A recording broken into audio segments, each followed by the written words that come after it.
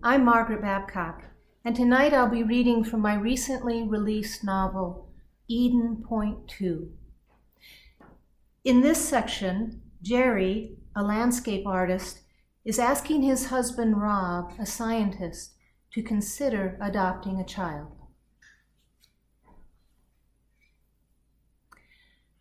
Rob laid the printout aside and smoothed out its edges.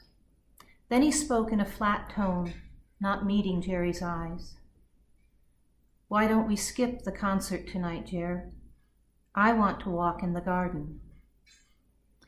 A long pause sucked at the air between the two men as Jerry processed this suggestion.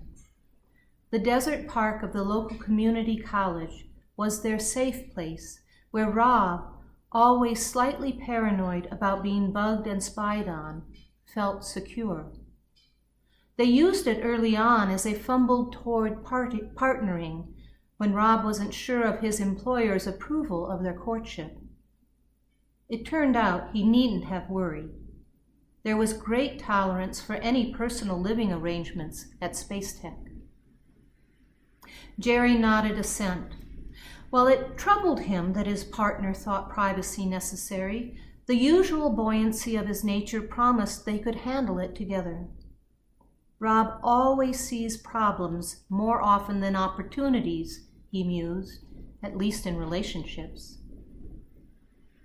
The rest of their mundane dinner talk skittered over the surface of all that wasn't being said. They stacked dirty dishes in the sink and headed for the car. Jerry breathed easier now that they were moving towards conversation, but still teetered on the edge of an uneasy anticipation. Rob maintained silence until they arrived.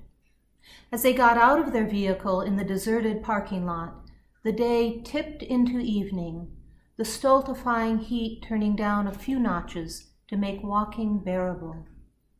They struck out on familiar paths, passing by the saguaros and barrel cacti, the mesquites and palo verdes in this unique garden.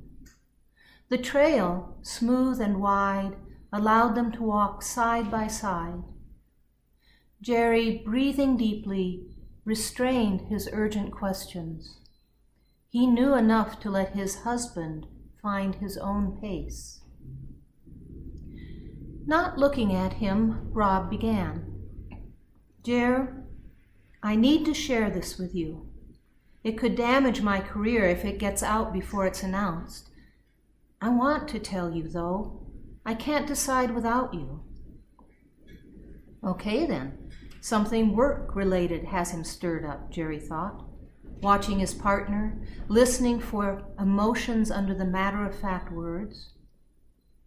Rob met his eyes, but dropped them before continuing. "You understand there's only a 50-50 chance Earth will survive the current environmental crisis with the ability to sustain life, right?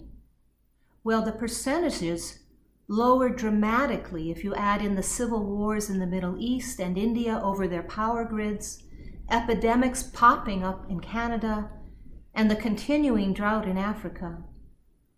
Here in the States, our standard of living, even our democracy, may not last if we can't deliver more water to both urban and rural areas.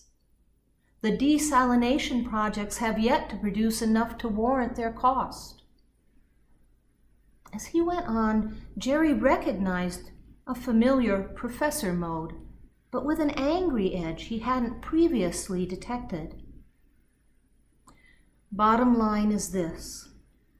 I've been working with a team for over a year, putting together a plan to send a remnant of humanity into space. We found another world, a Goldilocks planet." Rob darted a quick look up, but then focused again on the path. "It has just the right conditions to sustain human life.